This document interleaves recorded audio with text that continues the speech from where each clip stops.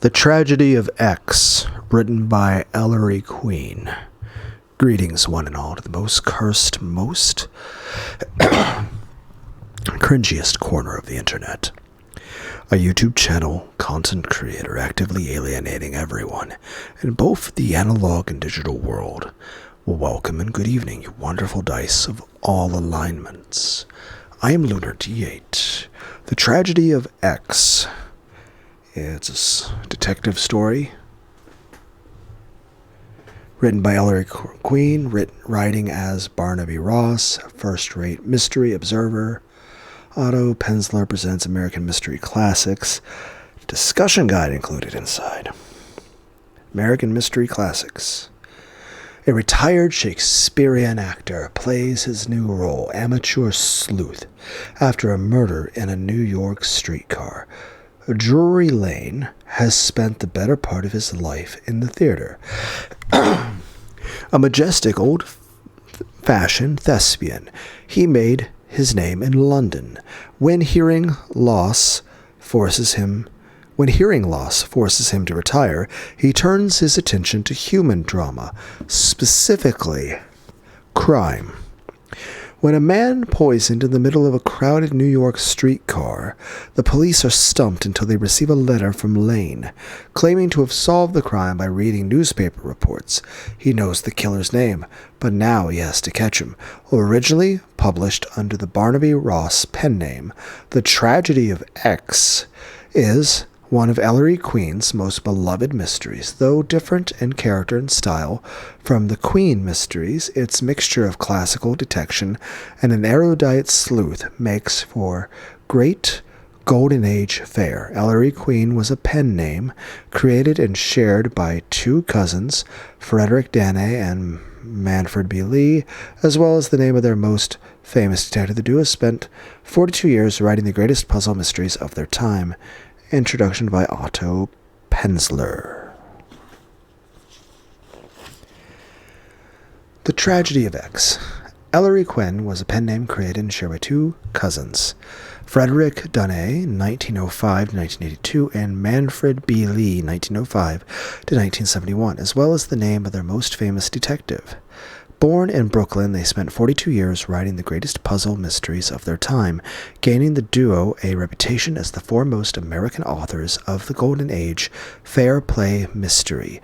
In addition to the Queen books, the pair wrote 4 novels in the Drury Lane series under the Barnaby Ross pseudonym, of which The Tragedy of X is the first. Ow.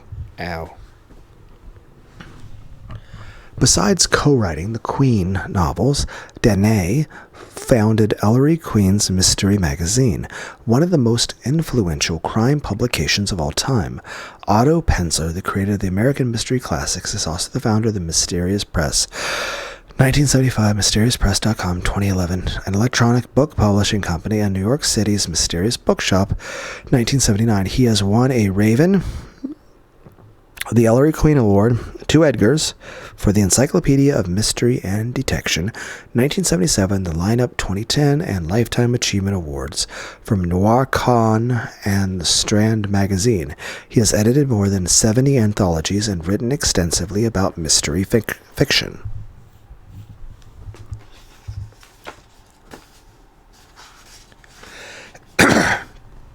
Introduction. During what is often called the Golden Age of the detective novel, the years between the 2 world wars produced some of the most iconic names in the history of mystery. In England, the names Agatha Christie and Dorothy L. Sayers continue to resonate to the present day. There's also other people such as Ronald Knox, S.S. Van Dyne, John Crow? I can't remember his name. I said it at the start of the other video. The one that's going to be the one before this. I think it's John Dixon Carr. Carr.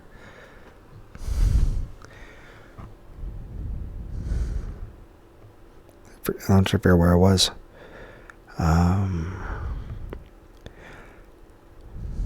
In America, there is one name that towers above the rest, and that is Ellery Queen. If pressed, mystery readers would struggle to say whether that name resonates more as the name of the author or of the character. That famous name was the brainchild of two Brooklyn-born cousins. Frederick Danae, born from Daniel Nathan, he changed his name to Frederick as a tribute to Chopin, with Danae merely a combination of the first two syllables of his birth name. And Manfred B. Lee, born Manfred Lepofsky, they wanted a simple nom de plume and had the brilliant stroke of inspiration to employ Ellery Queen as both their byline and as the name of their protagonist, reckoning that readers might forget one or the other, but not both. It evidently worked wonderfully, as evidenced by the pronouncement of Anthony Boucher, the mystery reviewer for the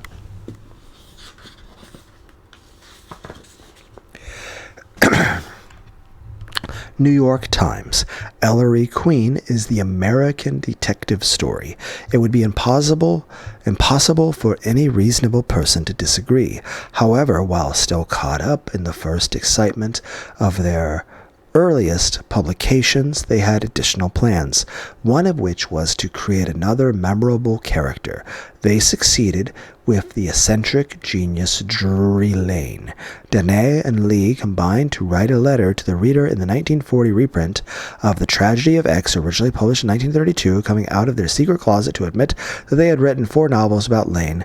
That letter is included in this edition, and you will be fascinated by their ingenious plan to promote these novels as well as those about Ellery Queen. The Queen and Lane figures are diametrically opposite, with the young Queen an urban man about town, relatively normal aside from the snooty snobbery of the early adventures, while the elderly Lane is somewhat remote, eccentrically living in a rural castle with a staff of retired actors who he dresses as characters based on Shakespearean roles. The authors saw fit to open this first Drury Lane novel by providing a long biography of the former actor with an excerpt from the 1930 edition Who's Who of Drama listing the highlights of his extraordinary career.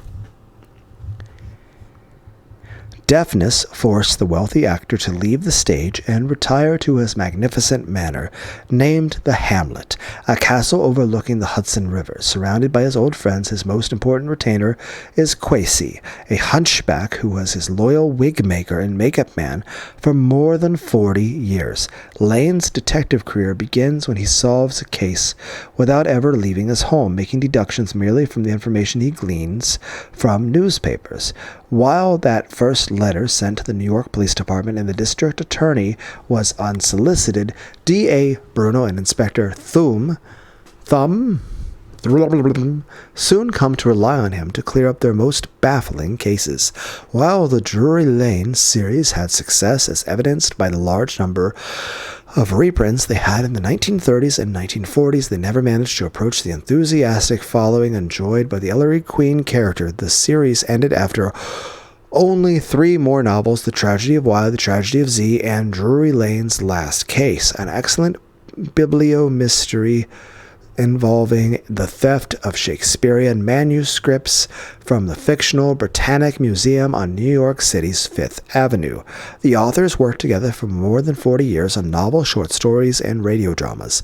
Danae was a copywriter and art director for an advertising agency, while Lee was writing publicity and advertising material for a motion picture company when they were attracted by a $7,500 prize offered by McClure's magazine in 1928, which is like $1 million now. They were 23 years old. They were informed that their submission, The Roman Hat Mystery, had won the contest, but before the book could be published or the prize money handed over, McClure's went bankrupt Its assets were assumed by Smart Set magazine, which gave the prize to a different novel that it thought would have greater appeal to women. Frederick A. Stokes decided to publish The Roman Hat Mystery anyway, thus beginning one of the most successful mystery series in the history of the genre. Since the contest had required that books be submitted under pseudonyms, the simple but memorable Ellery Queen name, born out of necessity, became an icon. The success of the novels got them Hollywood offers, and they went to write for Columbia, Paramount, and MGM. Though they never received any screen credits, the popular medium of radio also called to them, and they wrote all the scripts for.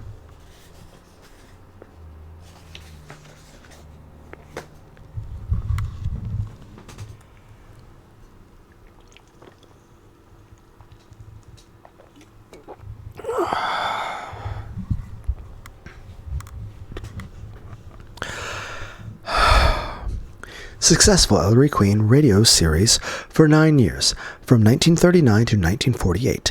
In an innovative approach, they interrupted the narration so that Ellery could ask his guests, well-known personalities, to solve the case because, as he told them, they now had all the necessary clues. The theories that were offered were almost invariably in vain, so the program would then proceed. Revealing the correct solution, the Queen character was also translated into a comic strip character and several television series starring Richard Hart, Lee Bowman, Hugh Marlowe, George Nader, Lee Phillips, and finally Jim Hutton. While Lee had no particular affection for mystery fiction, always hoping to become the Shakespeare of the 20th century, Dene had been interested in detective stories since his boyhood. He wanted to produce a magazine of quality mystery stories in all genres and founded Mystery in 1933, but it failed after 4 issues when the publisher went bankrupt. However, after Danny's long convalescence from a 1940 automobile accident that nearly took his life, he created Ellery Queen's Mystery Magazine. The first issue appeared in 1941 and remains the world's leading mystery fiction magazine to the present day.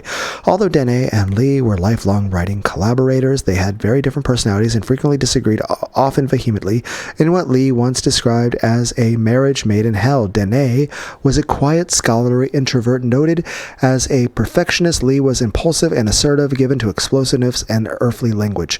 They remained steadfast in their refusal to divulge their working methodology, claiming that over their many years together they had tried every possible combination of their skills and talent to produce the best work they could. However, upon close examination of their letters and conversations with their friends and families, it eventually became clear that in almost all instances it was Dene who created the extraordinary plots and Lee who brought them to life. Each resented the other's ability.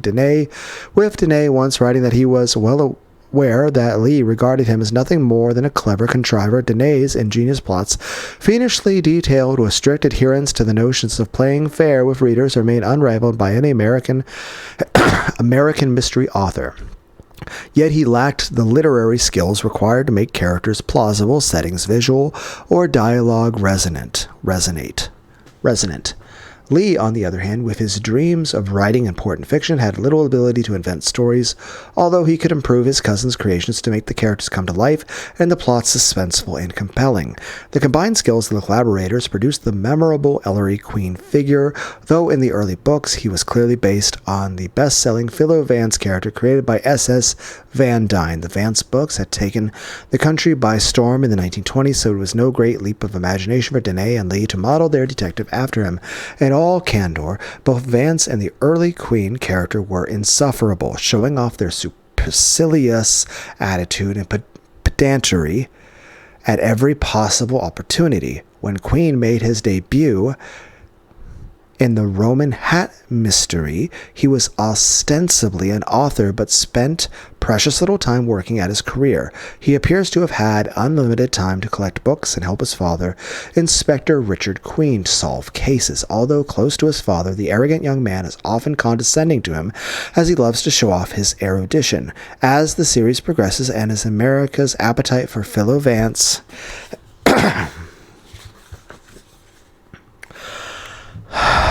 diminished, Ellery becomes a far more realistic and likable character. One characteristic of the Queen novels is an opening situation in which a murder is committed that appears so confounding that it may be insoluble.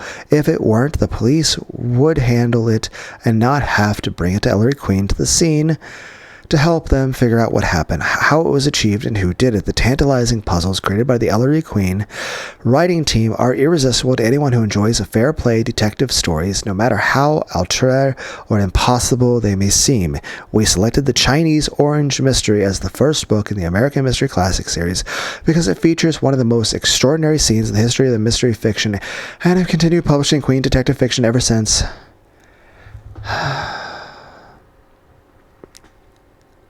The Tragedy of X being the 10th book by these remarkable authors, we are confident that you will agree that these have been the right choices, with more Queen novels tempting us. After you have read one or two, you understand why the London Times wrote that Ellery Queen is a logical successor to Sherlock Holmes.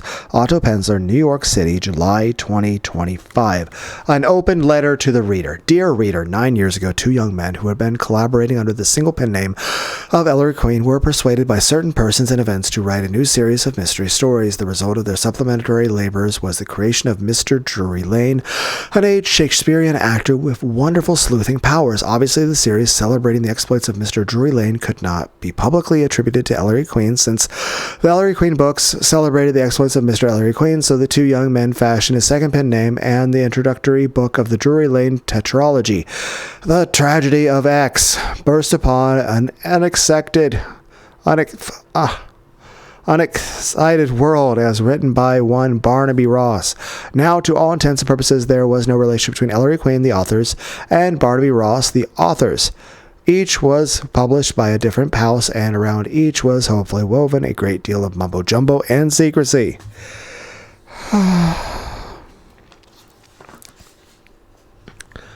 In fact, in one phase of that duo pseudonyms period in the public lives of the two young men, they actually glared at each other across many unfriendly lecture platforms, each secure behind the barricade of a domino mask, one posing as Ellery Queen and the other as Barnaby Ross, and both pretending furiously to be bitter rivals in the field of mystery authorship. Not all the things they said to each other in the curious hearings of the lectures audience in Maplewood, New Jersey to Chicago, Illinois were complimentary. Thus, by sheer skullduggery, preserving the illusion of rugged individualism. Nevertheless, a cunning clue has always existed which, if spotted by the alert armchair detective, would unquestionably establish the relationship between Ellery Queen and Barnaby Ross, and would expose the vile deception they practiced upon the trusting public with these last 9 years. For if you will turn to the foreword of the Roman Hat Mystery, the first book written by and about Ellery Queen, you will find on page X, line 17 to 22, the following remarkable revelation. It was said, for example, at the time of his brilliant detectival efforts during the now ancient Barnaby Ross murder case, that Richard Queen by this feat firmly established his fame beside such masters of crime detection, as it was from this apocryphal excerpt that Barnaby Ross was selected when it became necessary to create a new pen name, so that Barnaby Ross was really born in the year 1928. At the time the foreword to the first Queen book was written, although it was not until the year 1931 that he was publicly baptized by his fathers and moved into a house of his own. So, now it can be told, Barnaby Ross is and will forever be Ellery Queen, and vice versa. A word about Mr. Drury Lane. We've always kept a soft spot in our hearts for the old coot, who was half ham and half ruffed grouse, mountebank and genius, and quite the most extraordinary detective who ever lived, except perhaps one who shall be nameless. Like his brother, weren't they sired by the same Machiavellian young men? Mr. Drury Lane stems from the deductive school, that special branch of which makes a fetish of fairness to the reader, so that in the Tragedy of X, as in the tragedies to follow, you will find all the clues given to you before the denouncement is reached. So, in the solemn hour of resurrection, Vive Drury Lane, sincerely Ellery Queen, Friday the 13th of September, 1940, New York.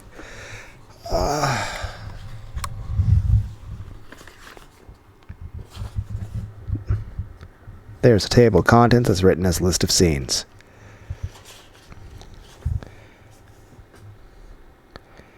Act 1, Scene 1, the Hamlet. Scene 2, a suite in the Hotel Grant. 3, The 42nd Street Crosstown. 4. Private room and caravan. 5. General room and caravan. 6. The Hamlet.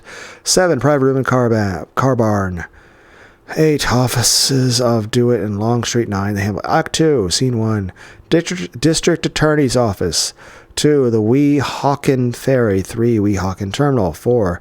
Inspector Thumb's Office. 5. The Hamlet. 6. Weehawken. 7. The Dewitt House in West Englewood. 8. The Exchange Club. 9. The District Attorney's Office. Okay. 10. The Hamlet. 183. There's a dot there, too, for some reason. 11. Offices of Lyman, Brooks, and Sheldon. 12. The Hamlet. 13. Residence of Frederick Lyman. 14. Criminal Courts Building. Act 3. Scene 1. A suite in the Ritz. Weehawken Railroad Station. The Weehawken Newburgh local en route to New York. The Dewitt House in West Englewood. A suite in the Hotel Grant. Michael Collins' apartment. The Consulate of Uruguay. The Hamlet. Near Bogota. The Hamlet. Weehawken Newburgh logo. Behind the scenes explanation. The Hamlet. Oh my God.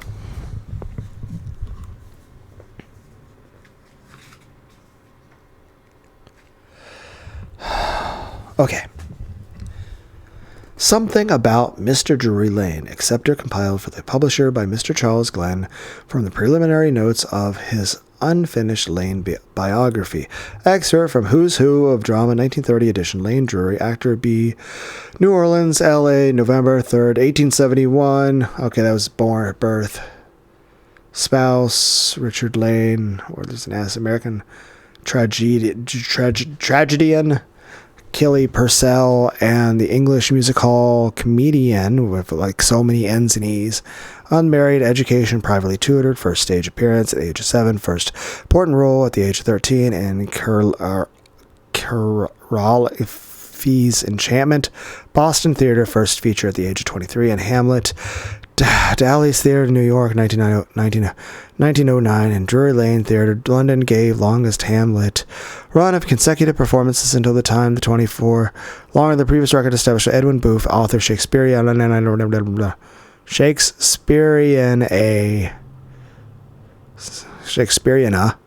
The Philosophy of Hamlet, Curtain Calls, etc., Clubs, Players, Lamb, Century, Flinken, and Coffeehouse, member of American Academy of Arts, Letters, Honorary Member, French Legion of Honor, home, the Hamlet, overlooking the Hudson River, in Wide Railroad, New York Station, Lane Cliff, Westchester County, retired from stage 1928. Fuck.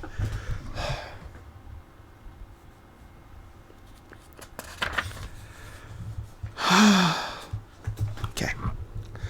Excerpt from the New York World, story of Mr. Drury Lane's announced retirement from the stage in 1929. Drury Lane was born backstage in a second-rate stock theater, the Camus, in New Orleans during the period in Lane's fortunes when Richard was at liberty and Kitty was forced to return to the boards for the purpose of supporting them and the coming child, her unfortunate death in childbirth being caused by her exertions before the footlights, the child born prematurely in her dressing room after the first act, so that Drury Lane was virtually reared on the stage, dragged from the theater to theater by his struggling father, living in cheap quarters from hand to mouth.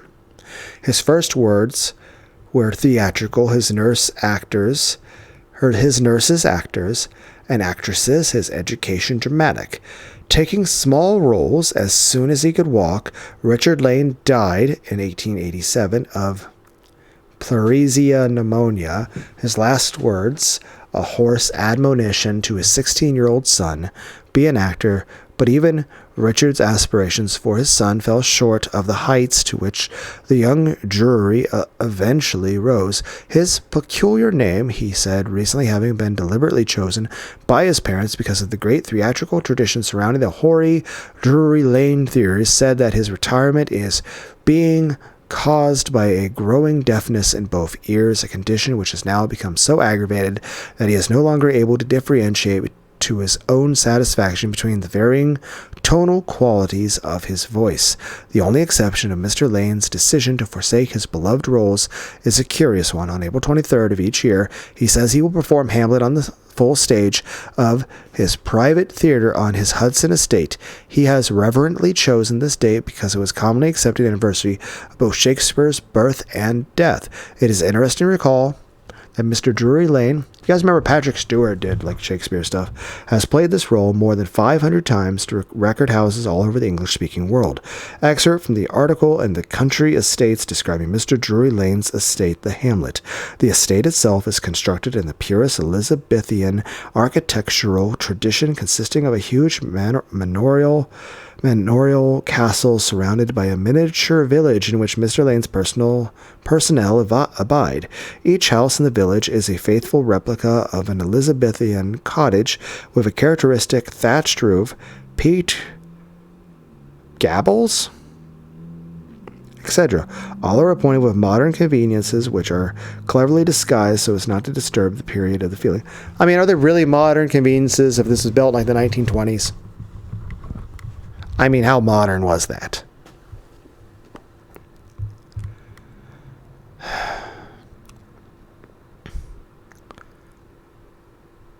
Splendid gardening, for example, hedgerows imported by Mr. Lane's experts from rural England.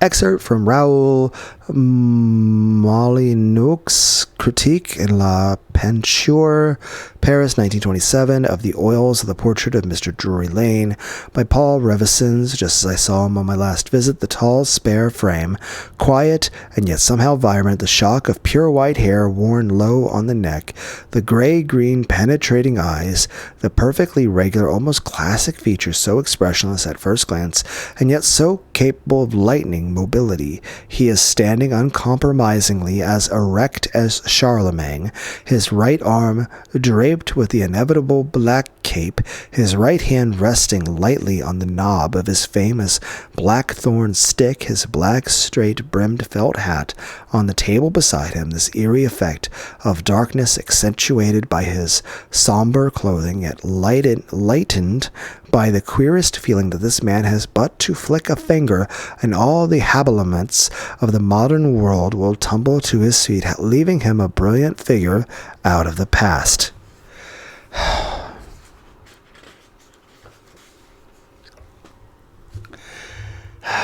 Excerpt from the letter. Did I skip a page? No, I did not. Excerpts from the letter of Mr. Drury Lane to District Attorney Bruno of New York County, dated September 5th, 1930 I am taking the liberty of intruding upon the duties of your office by attaching a rather lengthy analysis, compiled entirely by myself, concerning the current police problem of who killed John Kramer. My data came completely from what I have been able to glean from the sometimes unsatisfactory newspaper articles on the case. Nevertheless, when you examine my analysis and solutions, I think you will agree with me that the juxtaposition of certain facts leads to only one tenable conclusion. Please do not take this as a presumption on the part of an aging and retired man. I have become intensely interested in crime, and my services are at your command in any future case in which the solution seems impossible to or obscure. Telegram received at the Hamlet, September 7th, 1930 Confession substantiates your remarkable solution of the Kramer case. Stop. Oh yeah, I forgot telegrams did that. May Inspector Thumb and I call tomorrow morning, 10:30, to offer sincere thanks and also to secure your opinion on Longstreet murder. Walter Bruno. The Tragedy of X. With gratitude to Tom Mahoney, who has... You guys remember the Police Academy movies? There's like 10 of them, weren't they?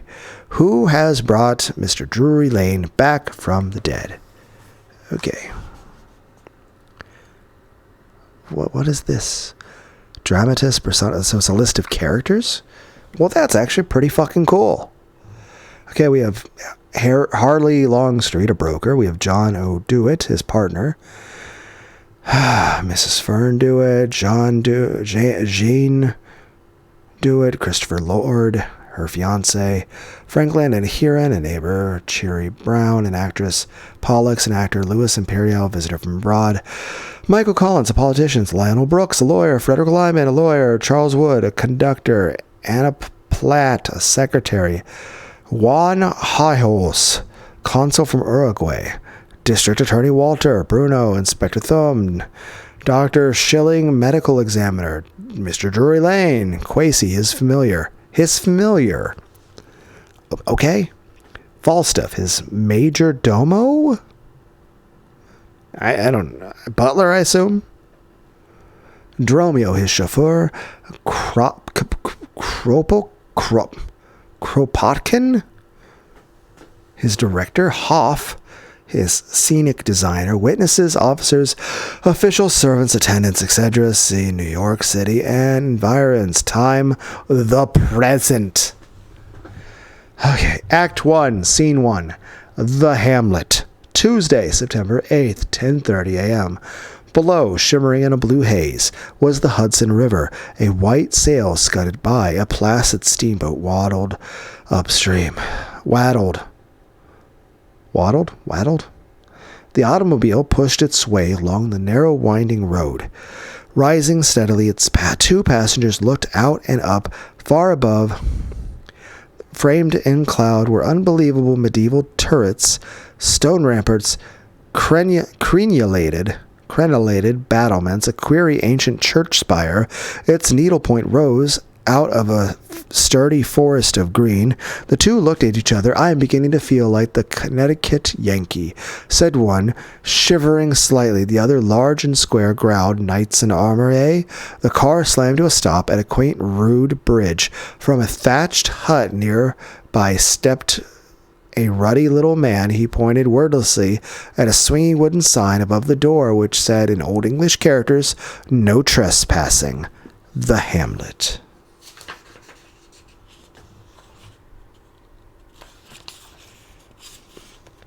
The large square man leaned out of the automobile window and yelled, "We want to see Drury Lane."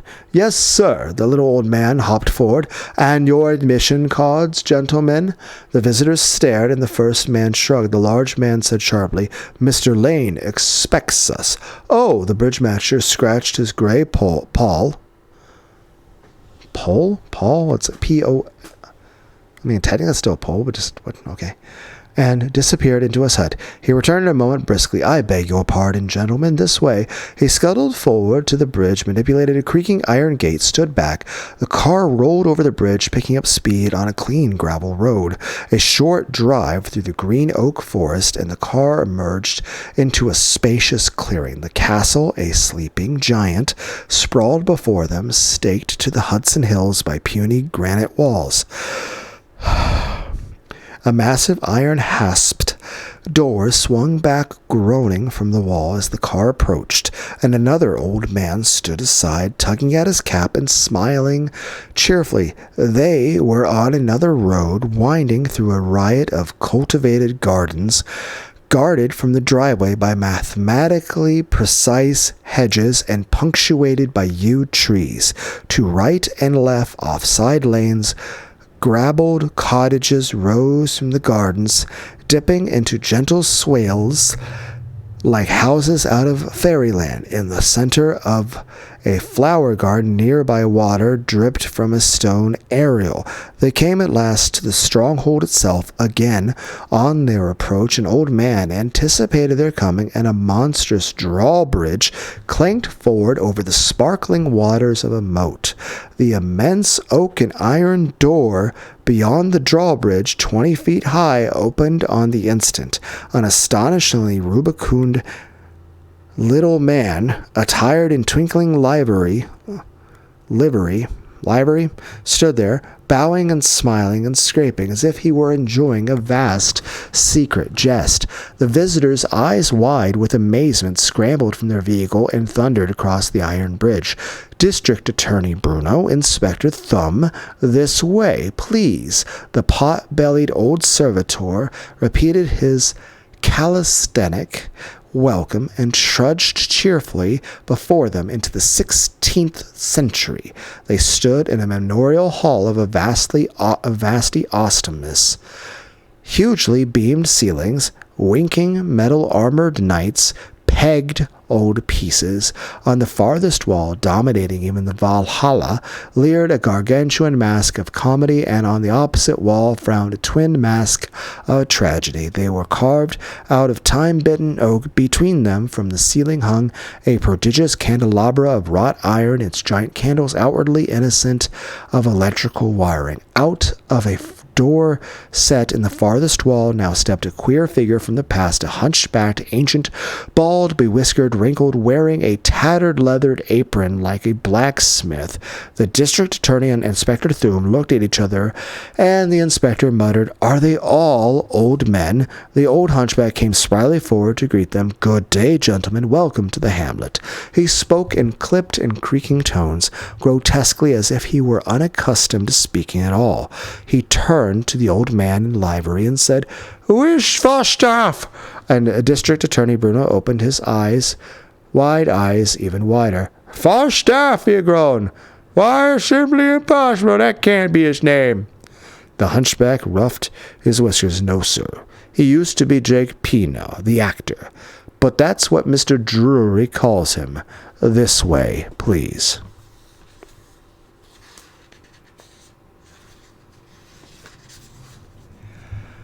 He conducted them back across the booming floor to the same little portal from which he had come. He touched the wall, the door slid open, an elevator in this courtier haunted place.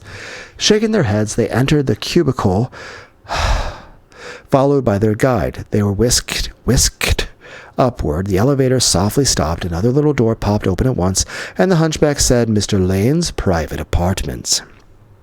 Massive, old. Everything was old and flavored and redolent of the Elizabethan England, leather and oak and stone, and a fireplace 12 feet wide, topped by a solid beam bronzed by age and smoke.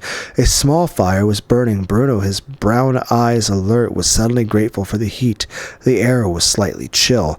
They sank into the great old chairs at their guide's gnomish gesture. Crossing glances of wonder, the ancient stood very still near the wall, grasping his beard. Then he stirred and said quite clearly, "Mr. Drury Lane." Involuntarily the two men rose. A tall man stood regarding them from the threshold. The hunchback was bobbing his head now, a weird grin on his leathery old face. In spite of themselves and to their own helpless consternation, the district attorney and the inspector found themselves bowing too. Mr. Drury Lane strode into the room and extended a pale, muscular hand. "Gentlemen, I'm delighted. Please sit down." Bruno looked deeply into the gray-green eyes of utter quietude. He began to speak, and was startled to observe the eyes drop sharply to his own lips. "Good of you to receive Inspector Thum and myself, Mr. Lane," he murmured. We don't know quite what to say. You have an amazing estate, sir." "Amazing at first glance, Mr. Bruno, but only because it presents to the 20th century eye, surfeited with severe angles, an anachronistic quaintness." My hand hurts. To switch hands when I'm holding the book. The actor's voice was serene, like his eyes, but richer. It seemed to Bruno that any voice he had ever... But richer, it seemed to Bruno, than any voice he had ever heard before. "On closer acquaintance, you will grow to love it as I do. The Hamlet, one of my colleagues once said, is a backdrop, a scenic effect, with the proscenium arch of these lovely hills as a frame. But for me, it lives and breathes. A chunk out of the best of old England." "Quasi!" The hunchback stepped to the actor's side.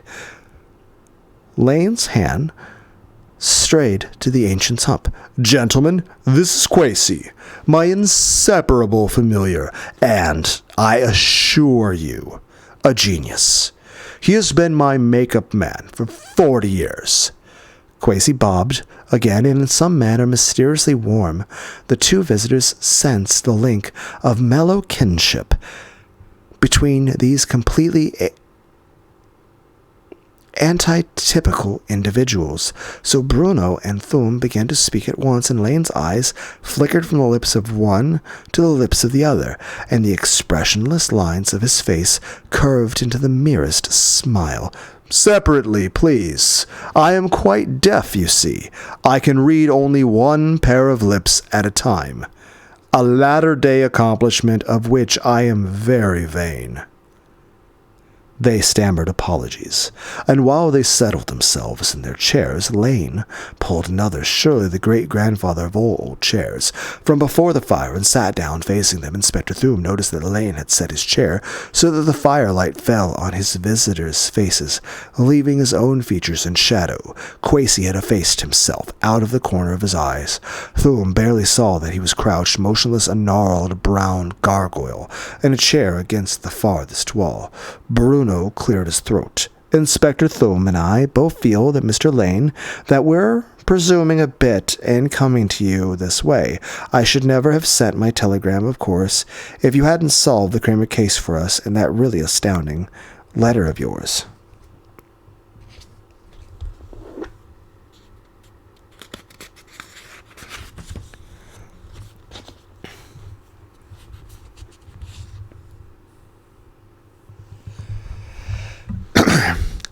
"Scarcely astounding in its essence, Mr. Bruno." The slow, resonant voice came from the depths of the coronial chair. "My action is not entirely unprecedented. You will recall the series of letters Edgar Allan Poe sent to the New York newspaper offering a solution of the Mary Rogers murder. The truth, it seemed to me, on analysis of the Kramer case, was obscured by three facts which had nothing at all to do with the solution. Unfortunately, you gentlemen went off on these tangents. You wish to consult me on the Longstreet murder? Are you sure, Mr. Lane, that the inspector and I, well, we know how busy you are." "I shall never be too busy to dabble in the most elemental form of drama, Mr. Bruno." The voice was colored now with the faintest animation. "It was only after my forced retirement from the stage that I began to realize how theatrical life itself can be. The boards are restrictive, cramping. The creatures of a play are, in Mercutio's evaluation of dreams, children of an idle brain, begot of nothing but vain fantasy." The visitors stirred at the magic that had leaped into Lane's voice. Creatures of life, however, in their moments of passion present the larger aspects of drama. They can never be as thin of substance as the air, and more inconstant than the wind. "I see," said the district attorney slowly. "I see now. Yes, it's quite clear now. Crime. The crime of violence induced by mastering emotion." I don't know if you guys can hear me, like, switching what hand I'm holding the book with. Forgot where I was again.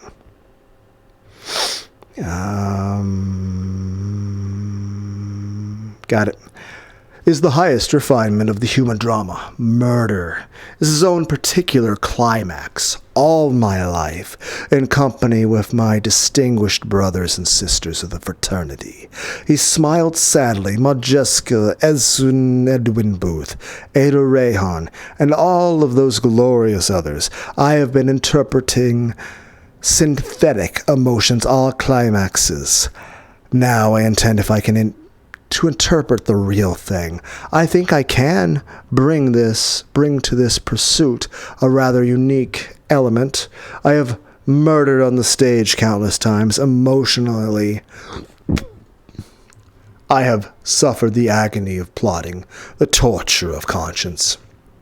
I have been among others perhaps less noble, Macbeth, and I have been Hamlet, and like a child viewing a simple wonder for the first time, I have just realized that the world is full of Macbeths and Hamlets, trite but true.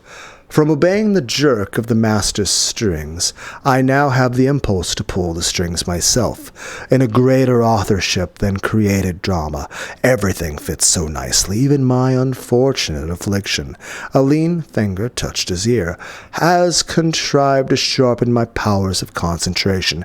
I have only to close my eyes, and I am in a world without sound, and therefore without physical disturbance. Inspector Thumb looked bewildered. He seemed immersed in an emotion foreign to his practical nature. He blinked and wondered if this was, and scoffed inwardly, hero worship. You see what I mean, the voice drove on. I have understanding, I have background, I have insight, I have observation. I have concentration. I lay claim to deductive and detective powers. Bruno coughed. Those disturbing eyes fastened themselves on his lips. I'm afraid, Mr. Lane, I'm afraid that our little problem is quite beneath the dignity of your detective ambitions. It's really just a plain case of murder. I'm disposed to think that I haven't made myself clear. The voice was brimming with humor now. A plain case of murder, Mr. Bruno?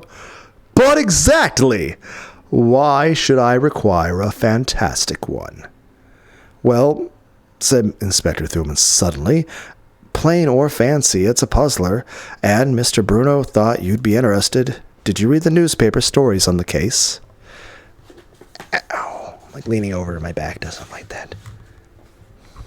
Yes, but they're confused and meaningless. I prefer to approach the problem with an unetched perception. Please, give me a scrupulously detailed account, Inspector. Describe the people involved. Relate the surrounding circumstances, no matter how apparently irrelevant or insignificant. In a word, tell me everything. Bruno and Thum exchanged glances. Bruno nodded, and the Inspector Thum's ugly face screwed itself into a narrative expression. The vast walls faded away. The fires, if operated by a cosmic rheostat, dimmed, and the hamlet, Mr. Drury Lane, the tang of old things, and old times, and old people fused, and were submerged under the gruff tones of the Inspector. Okay, I'm going to end the video, guys. Thanks for joining me. I hope you liked it. I don't know if it's at all enjoyable listening to me poorly read this story. But I'll say this, I'm enjoying reading it, even if I am a bit out of breath on times. So at least I'm enjoying it. I don't know if anyone else does. Anyway, later, guys.